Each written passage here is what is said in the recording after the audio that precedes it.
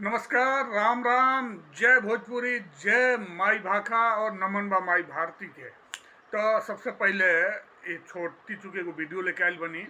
सबसे पहले ये वीडियो हम लेके का के आयल बनी कि लोग जानते बानी कि आज से जौन छठ मैया के, प्रकृति के, सूर्यदेव की उपासना के अनुपम विलक्षण त्योहार, पर्व, महापर्व कहीं महाराज शुरू हो गई बा। आज जानते बानी कि छठ मैया आ गई बाड़ी। ई कबले से कबले रही हैं, 28 तारीख से लेके 31 तारीख ले रही हैं, माने 28 अक्टूबर से लेके 31 अक्टूबर ले।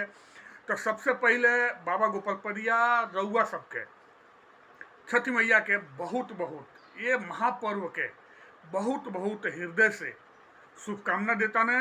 और ही रउआ निम्ने रही, छठ मैया भगवान सूर्यदेव रउआ सबके निम्ने राखें। यही के आगे बढ़ावत बस 2 मिनट हम ले और अपन बात खत्म करब। तो जानते बानी कि 28 अक्टूबर से लेके ये बेरी 31 अक्टूबर के समापन हो जाई छठी मैया के। आ ये वैसा त्यौहार है जो देखी भोजपुरी जो समुदाय बा ना, यूपी बिहार के लोग पूरा तो विश्व में फैल गई बा छठी मैया के पर्व त्यौहार। जवन डूबतो सूर्य के नमन हम करेनी के महाराज, ये बहुत बहन चीज बा। ये बहुत कुछ शिक्षा दे जाला। खाली उगते ना, डूबते सूर्य के भी नमन करेनी के हमने जान। तो आई अब हम देर न कर बताएं कि कार्तिक के महीना चलता बा। तो कार्तिक की महीना में जो अजोरिया होला ना, शुक्ल पक्ष अजोरिया की खस्ती के माने छठी के ई त्योहार मतलब कि शुरू हो जाला, मनावल जाला, नहीं मनावल जाला।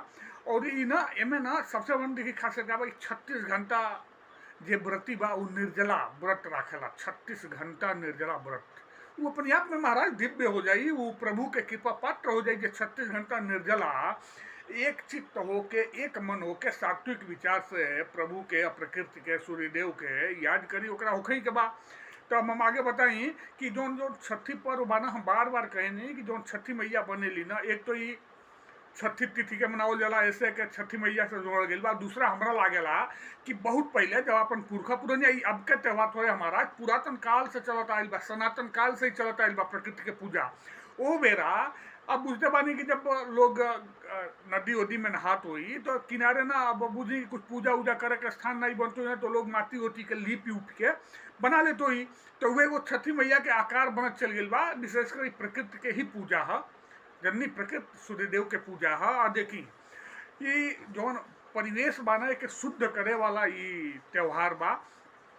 तो पूरी तरह से प्रकृति के जो पूजा जो सुनले बाई ना कि आदिवासी चाहे वनवासी जो जंगल में पूजा, वो तरह के महाराज कोनो छोट मोट पूजा नहीं के, पुरातन काल से चलत आइल बा। और प्रकृति के पूजा कहीं के रुआ जानते बानी, अगर प्रकृति बात हम जनवानी के ये मत रुआ। आज का लोग क्या करता कि प्रकृति के काटता पीतता, गंदा प्रदूषित करता। लेकिन देखी अगर प्रकृति बात तबे हम जन कर तो बार वो खुदे सोची ना, अगर प्रकृति ना रही तो काम नहीं रही पाई। और ये चीज देखी जे प्रकृति की जितने करीब रहेला ओके दिमाग, मनो, मस्तिष्क स्वास्थ्य उतने अच्छा रहेला, ओकर बुद्धि उतने अच्छा तरह से काम करेला। आज ये कंक्रीट में छोट मोट बनवा लेता, वही में घिरल रहता, ओकर दिमाग उतना काम नहीं करेला। तो प्रकृति के सानिध्य यानी ईश्वर के सानिध्य, और भोजपुरिया समुदाय शुरुए से प्रकृति की बहुत करीब रहता है महाराज। देखी ना नदी उदी के किनारे हमेशा हमने जो मेला लागेला, नहान के मेला, सब बहुत कुछ बा महाराज भोजपुरिया समुदाय में। अब खाली भोजपुरिया समुदाय में नहीं कहता, ऐसा बहुत ज़्यादा समुदाय बा जहाँ ये सब चीज़ के बहुत ही महत्ता बा। तो अब देर न कर हम आगे बताओ नहीं कि पहला दिन आज 28 तारीख के क्या कहल जाला, नहाए खाए। मतलब कि व्रती लोग का करेला कि एक टाइम भोजन करेला और ओकरी बाद एकदम सात्विक विचार से रह शुरू करेला। देखिए बहुत लोग ऐसा बा कि जूता चप्पल कुछ ना पहनेला महाराज, एकदम सात्विक विचार, एकदम समर्पित करेला प्रकृति के, भगवान सूर्य के, छठी मैया के। जो दूसरा दिन बा वो खरना कहल जाला, 29 तारीख के रही। ओमें भोग तैयार कल जाला, प्रसादी तैयार कल जाला। और शाम के रसिया बुझता है ना, अरे और रसिया महाराज मीठा में नहीं, और चौरा डाल के कुछ लोग वही में दूध मिला के खाला, लेकिन रसिया खाए के चाहिए।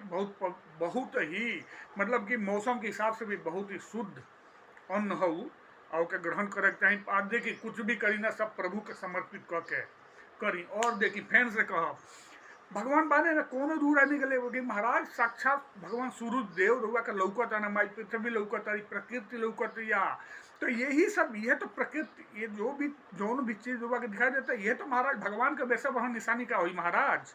और सब रोरी संग सहयोग करता, रोरी जीवन यापन में, रोरी जियल के अच्छा बनौले में। तो हमने मूर्ख बानी के कि उल्टा पुल्टा काम करके उस चीज के समझ नहीं के पावत।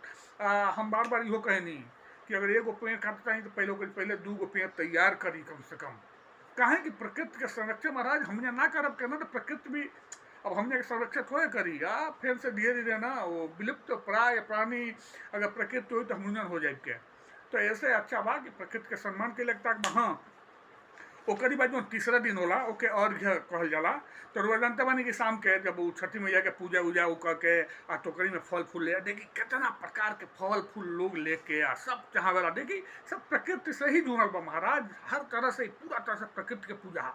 जितना भी प्रकार के फल फूल मिली, कोहड़ा लौकी का नाई महाराज सब चढ़ावल जाला छठी मैया के। फिर ओकरी बाद अर्घ्य दहल जाला शाम वाला।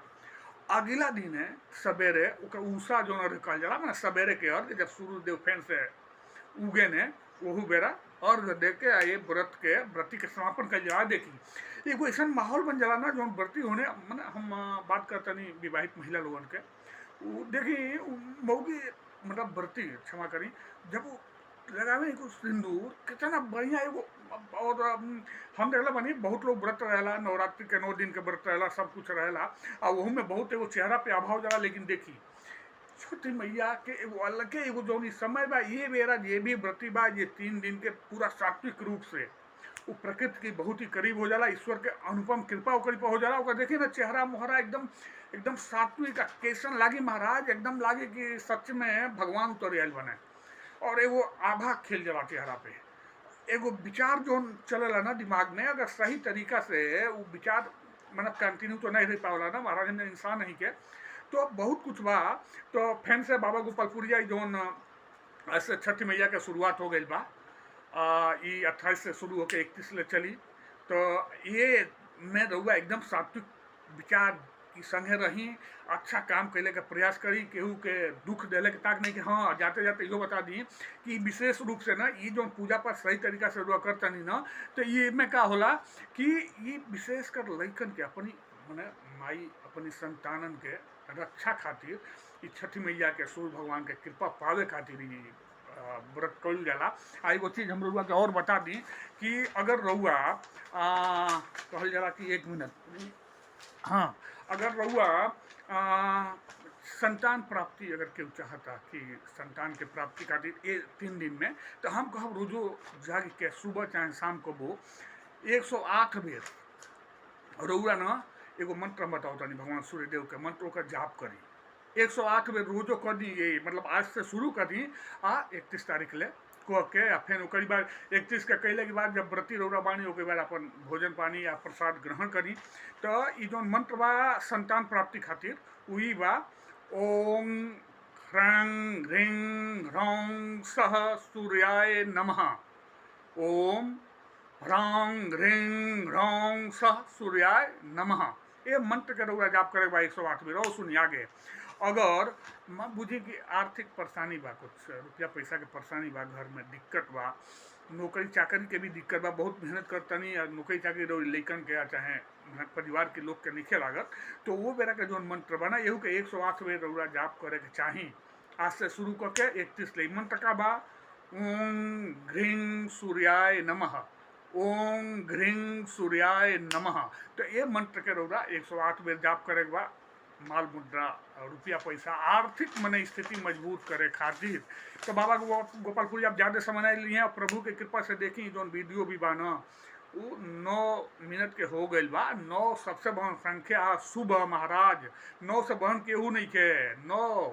अब जो कहल जाला ना कि 9 दूनी 18 8 1 9 29 27 7 2 9 जोनी घटाई कुछ करी 9 के 9 आई कहीं कि सबसे बहन प्रकृति समाहित बा 9 में, और 9 भी समाहित बा प्रकृति में। तो फिर छठी मैया के प्रणाम करतनी, सूर्यदेव के प्रणाम करतनी, प्रकृति के प्रणाम करत हम ये वीडियो के यहाँ विराम देतनी।